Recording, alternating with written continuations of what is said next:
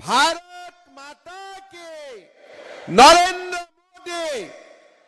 नरेंद्र मोदी बहुत बहुत धन्यवाद आजिर सभात आमार मजत उपस्थित अहोम सरकारों शिक्षा मंत्री रनोज पेगु डांगरिया लखीमपुरर सांसद प्रदान बरुआ डांगरिया भुवन पेगु डांगरिया सम्मानीय विधायक ऋतुपर्ण बरुआ डांगरिया टंकेश्वर सोनोवाल डांगरिया भैरव देउरी डांगरिया मिसिंग अटोनमास काउन्सिलर CM परमानंद सायंगिया डांगरिया आमार मजत उपस्थित जिला सभापति रूपा कामान डांगरियानी दीपरेखा दास बाघरी तुलन कुंवर जयेश्वर कुटुम अतुल पेगु विजय शइकिया कुलेश्वर कुली उमा देवी गंगा पेगु जुनमणि बरगोहाई विश्व गोहाई बलिन गोहाई दुलेन पेगु मनोरंजन बसुमतारी विभूति भूया विप्लव कुंवर अश्विनी पाइट अरुणज्योति मरान मुलेन्द्र नार्जारीके आदि करी मंचत उपविष्ट विशिष्ट व्यक्तिसकल आईमातृसकल आरु युवक युवती बंधु बान्धवीसकल पोनप्रथमे मैं धेमाजी जिलाबासी राइजक बहाग बिहुर बहुत बहुत शुभेच्छा जनाइछु आरु এই বছৰটোৱে যাতে প্ৰতিগৰাকীৰ জীৱনলৈ প্ৰতিটো পৰিয়ালৰ জীৱনলৈ শান্তি সমৃদ্ধি প্ৰগতি এই গুটেইবোৰ আমি যাতে সকলোৱে সুখে শান্তিৰে বাস কৰিব পাৰো তাৰ বাবে পৰম পিতাৰ ওচৰত প্ৰাৰ্থনা কৰিছো আপোনালোকৰ মংগল কামনা কৰিছো শ্ৰদ্ধা ৰাইজ আমাৰ সংবিধান অনুসৰি প্ৰতি 5 বছৰৰ মুৰে মুৰে পঞ্চায়ত ইলেকশন অনুষ্ঠিত হ'ব লাগে আমি ঠিক 5 বছৰৰ লগে লগে পঞ্চায়ত ইলেকশন পাতিবৰ বাবে সিদ্ধান্ত লৈছিলো মেট্ৰিক আৰু হায়াৰ সেকেন্ডাৰী পৰীক্ষাৰ কাৰণে আমি কেইটামান দিন পলমকৈ হলেও পঞ্চায়ত নিৰ্বাচন অনুষ্ঠিত কৰিছো আৰু চাওতে চাওতে আমাৰ অসমত পঞ্চায়ত ইলেকশনৰ পৰিবেশো নিৰ্মাণ হৈছে বহু প্ৰাৰ্থী বিনা প্ৰতিদ্বন্দিতাৰে নিৰ্বাচিত হৈছে আৰু বহু প্ৰাৰ্থীয়ে প্ৰতিদ্বন্দিতাও কৰিবৰ বাবে সাজু হৈছে এইবাৰ পঞ্চায়ত নিৰ্বাচনত আমি কেইটামান পৰিৱৰ্তন কৰিছিলো বিশেষকৈ আমাৰ গাঁও সভা আৰু গাঁও পঞ্চায়ত এই দুইটা পৰ্যায়তে আমি অৰাজনৈতিকভাৱে নিৰ্বাচনত প্ৰতিদ্বন্দিতা কৰিছো সকলোৱে বন্ধুত্বপূৰ্ণভাৱে প্ৰতিযোগিতা কৰিছে আৰু গাঁৱৰ ৰাইজে যাকে উপযুক্ত বুলি ভাবে তেওঁকে ভোট দি নিৰ্বাচিত কৰিব আমি তেনেকুৱা এটা পৰিবেশ নিৰ্মাণ কৰিছো কিন্তু আঞ্চলিক পঞ্চায়ত আৰু জিলা পৰিষদত প্ৰতিটো ৰাজনৈতিক দলে নিজৰ নিজৰ প্ৰতীক চিহ্নত বা নিজৰ দলৰ প্ৰাৰ্থী দি নিৰ্বাচনত প্ৰতিদ্বন্দিতা কৰিছে আমিও অসম গণ পৰিষদ গণশক্তি আৰু ভাৰতীয় জনতা পাৰ্টি এই তিনিওটা দলে একেলগ হৈ আপোনালোকৰ ওচৰত ভোট বিচাৰি আৰু অসমৰ উন্নতি আৰু প্ৰগতিৰ বাবে কাম কৰাৰ বাবে আপোনালোকৰ আশীৰ্বাদ বিচাৰি আমি ইয়াত সমবেত হৈছো মই প্ৰথমেই অসমৰ ৰাইজক ধন্যবাদ জনাম যে নিৰ্বাচনৰ প্ৰাক মুহূৰ্তত প্ৰায় 300তকৈও অধিক আঞ্চলিক পঞ্চায়ত আৰু 40তকৈও অধিক জিলা পৰিষদৰ প্ৰাৰ্থী ইতিমধ্যেই ভাৰতীয় জনতা পাৰ্টি আৰু অসম গণ পৰিষদ দলৰ পৰা নিৰ্বাচিত হৈছে। ৰাইজৰ অটুট আস্থা আৰু বিশ্বাসক প্ৰতিফলন কৰি ভাৰতীয় জনতা পাৰ্টি আৰু ইয়াৰ মিত্ৰ গোষ্ঠীয়ে ইতিমধ্যেই নিৰ্বাচনত বহুদূৰ আগুৱাই গৈছে। মই বিশ্বাস কৰোঁ ধেমাজি জিলাত আমি আটাইকেইটা জিলা পৰিষদত আৰু আঞ্চলিক পঞ্চায়তত ভাৰতীয় জনতা পাৰ্টি, অসম গণ পৰিষদ আৰু গণশক্তি দলৰ প্ৰাৰ্থীক আমি বিজয়ী কৰিম।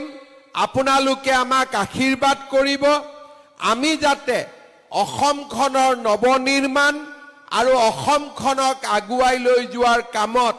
দ্ৰুত গতিত আগবাঢ়ি গৈ থাকিব পাৰোঁ। শ্ৰদ্ধাৰ ৰাইজ, যোৱা 4টা বছৰ 2021 চনৰ 10 মে তাৰিখে মই অসমৰ মুখ্যমন্ত্ৰীৰ দায়িত্ব লৈছিলোঁ। এই 10 মেত অসমৰ মুখ্যমন্ত্ৰী হিচাপে মোৰ 4টা বছৰ সম্পূৰ্ণ হ'ব। আপোনালোকে যোৱা 4টা বছৰত দেখিবলৈ পাইছে, আপোনালোকে প্ৰত্যক্ষ কৰিছে আমাৰ অসমখনত কেনেকৈ এক শান্তিৰ, প্ৰগতি আৰু উন্নয়নৰ পৰিৱেশ নিৰ্মাণ হৈছে। আজি ৰাজ্যখনৰ চাৰিওফালে এটা শান্তিৰ পৰিৱেশ, উন্নয়নৰ পৰিৱেশ আৰু আজি অসমে প্ৰগতিৰ নতুন দিগন্তলৈ গতি কৰিছে। প্ৰথমবাৰৰ বাবে আমাৰ ৰাজ্যখনত জনগোষ্ঠীসমূহৰ মাজত এক সম্প্ৰীতিৰ সাঁকো নিৰ্মাণ হৈছে। কোনো জনগোষ্ঠীৰ লগত আনটো জনগোষ্ঠীৰ সংঘাত নাই, কোনো জাতি উপজাতিৰ মাজত সংঘাত নাই। চাৰিওফালে আজি এটা প্ৰগতিৰ পৰিৱেশ, বিকাশৰ পৰিৱেশ আৰু এক নতুন অসম নিৰ্মাণৰ পৰিৱেশ। আমাৰ ৰাজ্যখন ইমানেই আগুৱাই গৈছে যে প্ৰথমবাৰৰ বাবে আমাৰ ৰাজ্যখনলৈ উদ্যোগপতিসকল আহিছে, দেশৰ বিভিন্ন উদ্যোগপতি আহিছে আৰু অসমত 5 লাখ কোটি টকাতকৈ অধিক বিনিয়োগ কৰাৰ বাবে তেওঁলোকে প্ৰতিশ্ৰুতি প্ৰদান কৰিছে। অৰ্থাৎ আজি আমাৰ ৰাজ্যখন বানে বিধ্বস্ত ৰাজ্যখন, বানে গৰকা ৰাজ্যখন, উগ্ৰপন্থীৰ অসমখন আৰু জাতি উপজাতিৰ মাজত থকা অবিশ্বাসৰ অসমখন আজি অতীত হৈ গ'ল আৰু আজি আমাৰ অসমখন চাৰিওফালে বিকাশৰ নতুন পৰিৱেশলৈকে দ্ৰুত গতিত নিৰ্মাণ হ'বলৈ আগবাঢ়ি গৈছে। আজি আমাৰ ৰাজ্যখনত প্ৰথমবাৰৰ বাবে আমি দেখিবলৈ পাইছোঁ প্ৰধানমন্ত্ৰী ডাঙৰীয়াৰ আশীৰ্বাদত অসমৰ বাবে নতুন আঁচনি, নতুন নতুন ৰাস্তা পদূলি, মেডিকেল কলেজ, ইঞ্জিনিয়াৰিং কলেজ, চাৰিওফালে এটা বিকাশৰ চকুত লগা পৰিৱেশ। আপোনালোকে যদি মনত পেলায় কংগ্ৰেছৰ 15 বছৰৰ শাসনকালত আমাৰ ৰাজ্যখনৰ পৰিৱেশ কেনেকুৱা আছিল। এই ধেমাজি বানে ধেমাজিক বিধ্বস্ত কৰিছিলে। কোনেও ধেমাজিৰ বান সমস্যা সমাধানৰ বাবে প্ৰচেষ্টা কৰা নাছিল। অসমৰ ভিতৰতে আটাইতকৈ পিছপৰা জিলা হিচাপে ধেমাজি চিহ্নিত হৈছিল। কংগ্ৰেছৰ শাসনকালত ৰাষ্ট্ৰীয় ঘাইপথেই হওক, ৰাস্তা ঘাটৰ অৱস্থা এবাৰ আপোনালোকে মনত পেলাব পাৰে। কংগ্ৰেছৰ শাসনকালত চৰকাৰী চাকৰি, আনকি অংগনবাদী চাকৰিৰ পোষ্ট ল'বৰ বাবেও লাখ লাখ টকা ঘোষ দিবলগীয়া হৈছিল। উন্নয়নমূলক কোনো আঁচনি নাছিল আৰু কংগ্ৰেছৰ ৰাজনীতি কেৱল মাত্ৰ ধুতি, লুঙি, খুটা আৰু আঁঠুৱাৰ মাজতে সীমাবদ্ধ আছিল। কংগ্ৰেছ চৰকাৰ মানে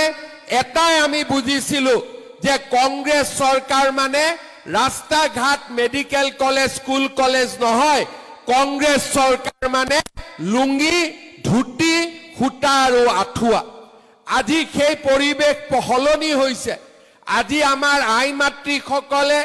ধুতিৰ কাৰণে খুটাৰ কাৰণে লুঙ্গিৰ কাৰণে আঠুৱাৰ কাৰণে লাইন পাতিব নালাগে বেংকত প্ৰতি মাহৰ 10 তাৰিখে আহি অৰুণোদয় কাৰো ওচৰত হাত নপতাকৈ নিজে নিজে আহি বেংকত সোমাই আইসকলে গৈ কংগ্ৰেছৰ দালালৰ ঘৰত লাইন পাতিব নালাগে আজি আপোনালোকে মনত পেলাওক কংগ্ৰেছৰ দিনত কোনটো আঁচনি আছিল আজি যে কংগ্ৰেছৰ মানুহবিলাক ইলেকশ্যনত উঠিছে আপোনালোকে কংগ্ৰেছৰ মানুহক সুধিব তোমালোকৰ দিনত কলেজত এডমিশন বিনামূলীয়া আছিল নাছিলে মেট্ৰিকত ফৰ্ম ফিল আপ কৰোতে টকা লাগিছিলে নাই লাগিছিলে তোমালোকৰ দিনত নিযুত মইনা আছিলে নাছিলে তোমালোকৰ দিনত অৰুণোদয় আছিলে নাছিলে তোমালোকৰ দিনত বিনামূলীয়া চাউল আছিলে নাছিলে তোমালোকৰ দিনত মথাউৰি পকা হৈছিলে নাই হোৱা তোমালোকৰ দিনত ধেমাজিত মেডিকেল কলেজ হৈছিলে নাই হোৱা তোমালোকৰ দিনত ধেমাজিত ইঞ্জিনিয়াৰিং কলেজ হৈছিলে নাই হোৱা কি হৈছিলে লুঙ্গি আছিলে ধুতি আছিলে খুটা আৰু আঠুৱা আছিলে লুঙ্গি ধুতি আৰু খুটা সেই কাৰণে মই মাজে মাজে কংগ্ৰেছক কওঁ যে কংগ্ৰেছৰ বাবে এতিয়া সময় আহিছে হাতৰ ছবিটোৰ জায়গাত লুঙ্গিৰ ছবিত ইলেকশ্যন উঠাৰ কাৰণে কাৰণ কংগ্ৰেছে লুঙ্গি ধুতি খুটা আৰু আঠুৱাৰ বাদে একো বুজি নাপায় সেইবাবে কংগ্ৰেছৰ হাতৰ চিনটো বদলি যাব লাগে আৰু কংগ্ৰেছে লুঙ্গিৰ চিনত ভোটত উঠিব লাগে কাৰণ কংগ্ৰেছে অসমৰ ৰাইজক লুঙ্গিৰ বাদে আৰু একোৱেই দিয়া নাছিল খুটাৰ বাদে একোৱেই দিয়া নাছিলে আঠুৱা আৰু তাক বাদ দি আমাক একোৱেই দিয়া নাছিল শ্ৰদ্ধাৰ ৰাইজ আজি আপোনালোকে মনত পেলাওক অসমৰ দৰে এখন ৰাজ্য য'ত চৰকাৰী চাকৰিৰ কাৰণে পঢ়া শুনাৰ কাম নাছিলে দালালক টকা দিব পাৰিলে চৰকাৰী চাকৰি হৈছিলে আজি যদি মই বিচাৰিলোহেঁতেন 1.5 লাখ ল'ৰা ছোৱালীক মই চাকৰি দিলো এজনৰ পৰা যদি মই 1 লাখ টকাও ললোহেঁতেন মোৰ হাতত 15,000 কোটি টকা জমা হলেহেঁতেন আৰু 1 লাখ টকা দিবৰ কাৰণেতো মানুহ ৰেডিয়ে আছে এটা চৰকাৰী চাকৰি দিম বুলি ক'লে 1 লাখ টকা দিয়া মানুহ আছে নে নাই আছে নে নাই আজি যদি মই কওঁ যে মই এতিয়া চৰকাৰী চাকৰি দিম 1 লাখ টকা দিয়ক কিমান মানুহ ওলাব কিন্তু আজি ভাৰতীয় জনতা পাৰ্টিৰ চৰকাৰখনে 1.5 লাখ চৰকাৰী চাকৰি দিলে কাৰো পৰা এটা টকা তামোল পান এখনো নোখোৱাকৈ আজি 1.5 লাখ মানুহক চাকৰি দিলে তাৰ ফলত লাভ কি হৈছে চাকৰি পুৱাই চাকৰি পাইছে কিন্তু তাৰ লগত মানুহৰ পঢ়া শুনাৰ প্ৰতি বিশ্বাস হৈছে যে পঢ়িলে চাকৰি পাম পঢ়িলে কৰ্ম সংস্থাপন পাম আজি মই যেতিয়া মিটিঙত আহো মোক লৰা ছোৱালীয়ে খুধে স্যাৰ পুলিচৰ আমাক আকৌ ইন্টাৰভিউ কেতিয়া ওলাব এডিআৰই ৰিজাল্ট কেতিয়া দিব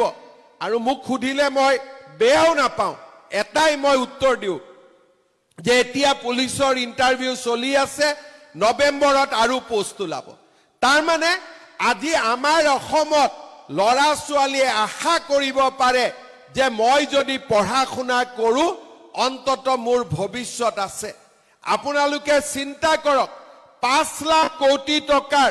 যদি ইণ্ডাষ্ট্ৰি আনি অসমত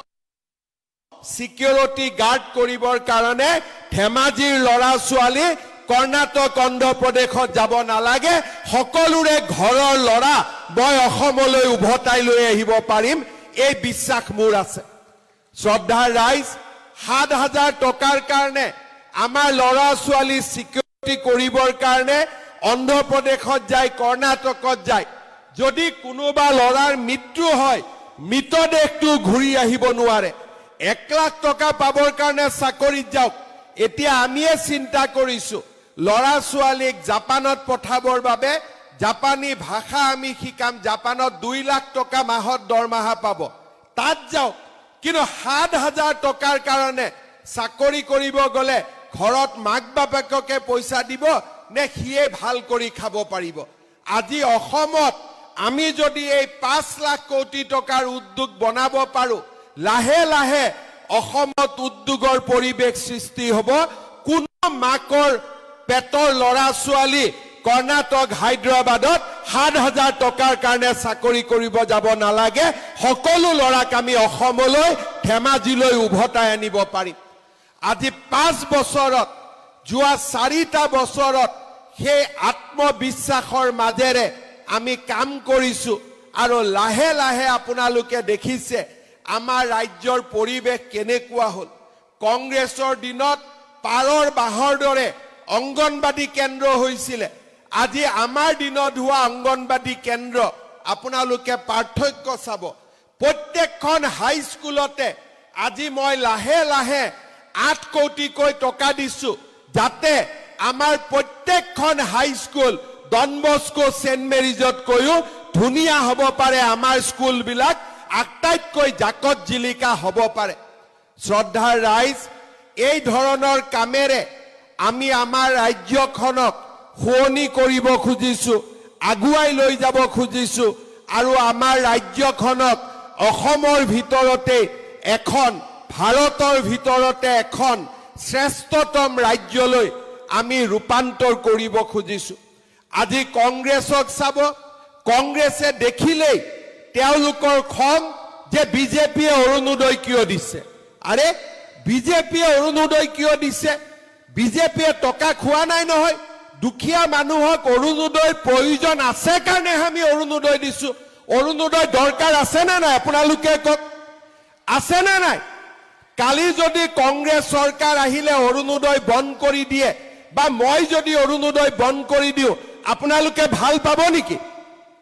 ভাল পাব না বেয়া পাব ভাল পাব না বেয়া পাব ডাঙৰ কৰি কক আপোনালোকে বেয়া পাব কিয় বেয়া পাব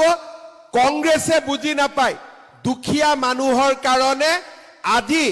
এই 1250 টকাটোৱে দুখীয়া মানুহক কিমান সহায় কৰিছে শ্ৰদ্ধাৰ ৰাইজ 2019 চনত আমি 830 টকা দি আমি 22 লাখ পৰিয়ালক অৰুণোদয় আঁচনি দিছিলো এতিয়া আপোনালোকৰ মাজত ফৰ্ম ফিল আপ হৈ আছে এতিয়া আমি অৰুণোদয় আঁচনি 22 লাখৰ পৰা 40 লাখলৈকে লৈ যাম তাৰ মানে মোটামুটি এটা সমষ্টিত 40,000 পৰিয়ালে অৰুণোদয় আঁচনি লাভ কৰিব মোক ভুৱন পেগু ৰনোজ পেগু ডাঙৰীয়াই কৈছে যে আমাৰ গোটেইখিনি হৈ গৈছে আৰু 3-4 হাজাৰ যদি বেছিকৈ অৰুণোদয় পাওঁ আমি গোটেইখিনিকে বিলাই দিব পাৰিম মই আজিয়ে কৈছো যে প্ৰত্যেক ঘৰ দুখীয়া পৰিয়ালে অৰুণোদয় পাব লাগে ধেমাজি শিশিৰ বৰগাঁও জোনাইৰ কাৰণে আৰু 3-4 হাজাৰ আৰু অৰুণোদয় বঢ়াই দিম যাতে সকলো মানুহে অৰুণোদয় আঁচনি পাব পাৰে কোনো বাদ পৰিব নালাগে সকলো মানুহকে আমি দিব পাৰো শ্ৰদ্ধাৰ ৰাইজ নতুনকৈ ফৰ্ম ফিল আপ হৈছে আপোনালোকে যিবিলাকে দুখীয়া মানুহে পোৱা নাই পঞ্চায়ত ইলেকশ্যনৰ সময়ত জিলা পৰিষদৰ মেম্বাৰ আঞ্চলিক পঞ্চায়তৰ মেম্বাৰ তেওঁলোক গাঁৱে গাঁৱে যাব দুখীয়া মানুহে ক'ব যে মা মোৰ অৰুণোদয়ত নাম অহা নাই বাবা মোৰ অৰুণোদয়ত নাম অহা নাই ধুনিয়াকৈ ডায়েৰীত নাম লিখি ল'ব আৰু ইলেকশ্যনৰ পিছতেই আমি তেওঁলোককো দি সকলোকে আমি অৰুণোদয় আঁচনিৰ মাজত সোমাই ল'ম এইটোৱে হৈছে আমাৰ দায়িত্ব আৰু কৰ্তব্য মই আমাৰ যিসকল ইলেকশ্যনত উঠিছে তেওঁলোকক মই অনুৰোধ কৰিম গাঁৱত যেতিয়া আমি যাম কোনোবা বিধৱা মানুহ দেখা পাম মইতো মুখ্যমন্ত্ৰী সব গাঁৱততো যাব নোৱাৰো কিন্তু আমাৰ প্ৰাৰ্থীসকল গাঁৱত যাব আপোনালোকৰ মাজত যাব কোনোবা দুখীয়া মানুহে অৰুণোদয় পোৱা নাই কোনোবা বিধৱা মানুহে অৰুণোদয় পোৱা নাই কোনোবা বিয়া নোহোৱা ছোৱালীয়ে অৰুণোদয় পোৱা নাই এইবাৰ দুখীয়া মানুহে অৰুণোদয় পোৱা নাই এইবাৰ সকলোৰে নাম লিখি লৈ আহিব যেতিয়া আমি জুন মাহত নতুন অৰুণোদয় দিম সকলো মানুহে যাতে এইবাৰ অৰুণোদয় পাব পাৰে দুখীয়া মানুহ যাতে কোনেও অৰুণোদয়ৰ পৰা বাদ পৰি যাব নালাগে শ্ৰদ্ধাৰ ৰাইজ আপোনালোকে চিন্তা কৰক যোৱা লোকসভা ইলেকশ্যনৰ সময়ত মই কৈ গৈছিলো যে ঘৰ পাবৰ কাৰণে যি জিঅ' টেগিং আছে এইবাৰ মই আত্মসহায়ক গোট জীৱিকা সখী দি জিঅ' টেগিং কৰাম এইবাৰ জিঅ' টেগিং হল নে নাই ভাল কৰি আপোনালোকে কওক আগতকৈ ভাল হল নে নাই এতিয়া ইমানটোলৈকে আমি নিয়ম কৰিব খুজিছো যে যিবিলাকৰ নাম কিবা কাৰণত জীৱিকা সখী বাইদেউসকলেও লোৱা নাই এতিয়া আমি আপোনালোকক এটা সুবিধা দিম নিজৰ ঘৰৰ জিঅ' টেগিং যাতে নিজে আপোনালোকে কৰি দিব পাৰে কাৰো ওচৰত হাত পাতিব নালাগে তাৰ মানে এইবাৰ মই অৰুণোদয় সকলোকে দিয়াৰ কাম সম্পূৰ্ণ কৰিম দ্বিতীয়তে ঘৰৰ যাতে লিষ্টত আমাৰ প্ৰতিগৰাকী আগতে নোপোৱা মানুহৰ ঘৰ আহিব পাৰে দুখীয়া মানুহৰ নাম ঘৰৰ লিষ্টত সোমাব পাৰে এমপি ইলেকশ্যনৰ সময়ত মই কৈ গৈছিলো অসমৰ কতো নাই আগতে কমপ্লেইন আছিলে জিঅ' টেগিং ললে টকা দিব লাগে 10,000 দিব লাগে 15,000 দিব লাগে 20,000 দিব লাগে এইবাৰ জিঅ' টেগিং মোটামুটি বিনা পইচাত হ'ল জিঅ' টেগিং হৈছে না নাই কৰবাত যদি কোনবাই চাহ একাপ খাইছে বেলেগ কথা কিন্তু পইচা লবতো কোনেও হাঁ কৰা নাই কৰিছে নেকি অৰ্থাৎ লাহে লাহে আমি অসমখনৰ পৰিৱৰ্তন কৰি আনি আছো শ্ৰদ্ধাৰ ৰাইজ এইবাৰ আমি আৰু কেইটামান নতুন কাম কৰিব খুজিছো যোৱা এপ্ৰিল মাহৰ 1 তাৰিখৰ পৰা ইলেক্ট্ৰিচিটি বিলৰ দাম মই 1 টকা কমাই দিছো এইবাৰ যেতিয়া ইলেক্ট্ৰিচিটি বিল আহিব আগতকৈ 1 টকা আপোনালোকৰ দাম কমি আহিব নৱেম্বৰ মাহত অক্টোবৰ মাহত যদি ভগৱানে মোক সহায় কৰে মোৰ মনত ইচ্ছা আছে ইলেক্ট্ৰিচিটিৰ দাম আৰু 1 টকা কমাই দিবৰ কাৰণে যাতে দুখীয়া মানুহে ইলেক্ট্ৰিচিটিৰ বিল দিয়াটো সহায় পাব পাৰে শ্ৰদ্ধাৰ ৰাইজ মহিলাসকলে মোক সোধে 10,000 টকাটো মামা কেতিয়া দিব এইটো এটা চিন্তা হৈ আছে হয় নে নহয় আছে না নাই চিন্তা এতিয়া আপোনালোকে এইটো কথা মোক নুখুধিব 10,000 টকা বিহালীত দি আমি আৰম্ভ কৰি দিছো ভুৱন পেগু ৰনোজ পেগু প্ৰদান বৰুৱাই যিদিনাখনে দিন দিয়ে সেই দিনাখনে আহি মই ইয়াত দি থৈ যাম মোৰ কোনো আপত্তি নাই মোৰ ফালৰ পৰা এতিয়া সব ক্লিয়াৰ হৈ গৈছে এতিয়া মাত্ৰ ভুৱন কেতিয়া দিবি এটা ডেট দি দে না হা এটা আপোনালোকক কোন তাৰিখে লাগে আপোনালোকে কক ডেট এটা বানপানীৰ আগত লাগে নে পিছত লাগে আপোনালোকক বিহালীত যেনেকে পালে তেনেকে ভুৱন পেগু ৰনোজ পেগু প্ৰদান বৰুৱাৰ লগত মই আলোচনা কৰিম 3খন মিটিং হ'ব এখন ধেমাজিত এখন আমাৰ শিলাপথাৰত এখন আমাৰ জুনাইত আৰু এই 3খন মিটিং কৰি মে মাহ নহলেও জুন মাহৰ ভিতৰত আপোনালোকক 10,000 টকাটো মই ক্লিয়াৰ কৰি দিম হ'ব ডাঙৰকে হাত চাপৰে এতিয়া আকৌ কোনোবাই ৰেকৰ্ড টেকত কৰি লওক জুনৰ ভিতৰত দিম বুলি কৈছো তেতিয়াহে মোক মনত পেলাই দিব পাৰিব হয় নে নহয় এতিয়া আমাৰ কাম হৈ গল চিন্তা কৰিব নালাগে 10,000 টকাটো আপোনালোকে পাই যাব কিন্তু 10,000 টকাটো শেষ নহয় বিহালীত যেতিয়া মই 10,000 টকাটো আই মাতৃসকলক দিছিলো এগৰাকী আই মাতৃ খুদিলো মোক ফটো তুলি আছিলে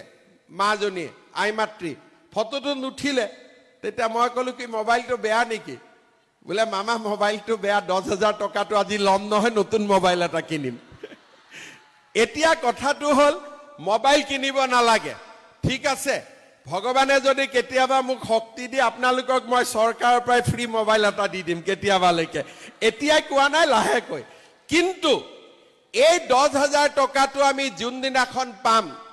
কংগ্ৰেছৰ মানুহবিলাকে বিহালীত উলিয়াইছিলে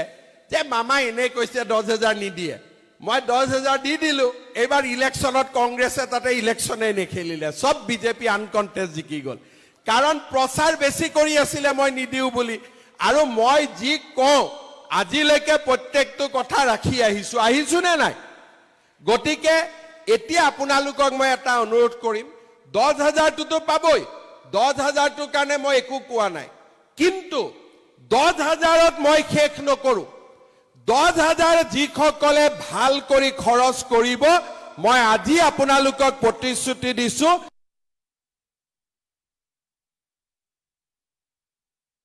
টকাটো খালি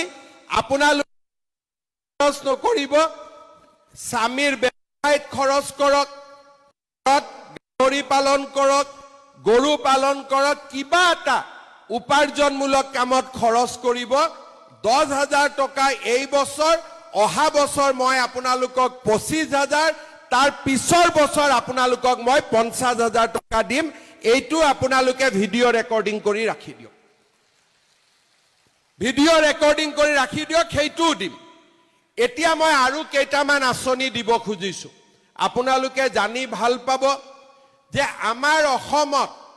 যেতিয়া প্ৰথম ৰেচন কাৰ্ডখন ওলাইছিলে তেতিয়া ৰেচন কাৰ্ডত চাউল আছিলে আমি দামেদি কিনিব লাগিছিল তাৰ পিছত আমাৰ ৰেচন কাৰ্ডত আমি বিনা পইচাত চাউল পালো এইবাৰৰ পৰা আমি নিয়ম কৰিলো যে যাৰ ৰেচন কাৰ্ড থাকিব সেই ৰেচন কাৰ্ড থকা মানুহে মেডিকেলত গলে 5 লাখ টকাৰ বিনামূলীয়া আমাৰ চিকিৎসা পৰিয়ালটোৱে পাব পাৰে চাউল হল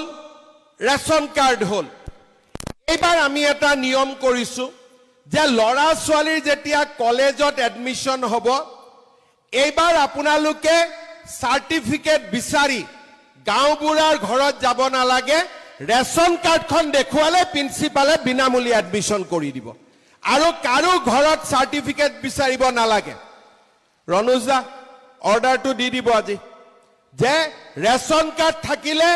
গাঁওবুঢ়া মৌজাদাৰৰ এছডিঅ'ৰ ইনকাম সাৰ্টিফিকেট নালাগে ভাল হ'ব না বেয়া হ'ব অলপ ভাল কৰি হাত চাপৰি বজাই দিয়ক তেতিয়াহে ৰনুজ দাই বলটো পাব এতিয়া ৰেচন কাৰ্ডৰ আমাৰ কি হল চাউল পালো আমি অৰুণোদয় পালো ৰেচন কাৰ্ডত এইবাৰ আমি ৰেচন কাৰ্ডত আৰু আমি কি পালো বিনামূলীয়া মেডিকেল পালো আৰু বিনামূলীয়া এডমিশন পালো এতিয়া মোৰ পৰা লিখি লওক অক্টোবৰ মাহৰ 1 তাৰিখৰ পৰা ৰেচন কাৰ্ডত বজাৰতকৈ 30 টকা তলৰ দামত মই আপোনালোকক চেনি আৰু দালি দিম আৰু 10 টকা কম দামত মই আপোনালোকক নিমখ দিম তাৰ মানে এখন ৰেচন কাৰ্ডে কিমান পোৱালি পাৰিলে বিনামূলীয়া চাউল হল বিনামূলীয়া এডমিশন হল বিনামূলীয়া মেডিকেল হল আৰু এইবাৰ 3টা নতুন বস্তু গোট খাব সেইটো হল দালি চেনি আৰু নিমখ ভাল হ'ব না বেয়া হ'ব অৰুণোদয় 1250 টকা আছে মহিলাই 10,000 পালে আৰু তাৰ লগত দালি চাউল আৰু চেনিও সোমাই গল এতিয়া মোৰ মনটো চিন্তা লাগি আছে যে আই মাতৃসকলক গেছটো বিনা পইচাত দিব পাৰি নেকি এতিয়ালৈকে মই পাৰা নাই কিন্তু মোৰ মূৰত এইটো চিন্তা সোমাই আছে যদি গেছটো অলপ দাম কমাই দিব পাৰি এতিয়া উজ্জ্বলা গেছৰ দাম কিমান 550 হয় না নহয় কিমান 1000 হল যাৰ উজ্জ্বলা নাই যাৰ উজ্জ্বলা আছে তাৰ হল 550 টকা 950 হল যাৰ উজ্জ্বলা নাই এতিয়া 550 যাৰ আছে তাকো যদি 200-300 টকা কমাই দিব পাৰো 950 যাৰ আছে তাকো যদি 200-300 কমাই দিব পাৰো আপোনালোকৰ বহুত সুবিধা হৈ যাব ঘৰখন আপোনালোকে ধুনিয়াকৈ চলাব পাৰিব হয় না নহয় ঠিক কৈছো না নাই এতিয়া আমি আৰু এটা কাম কৰিব খুজিছো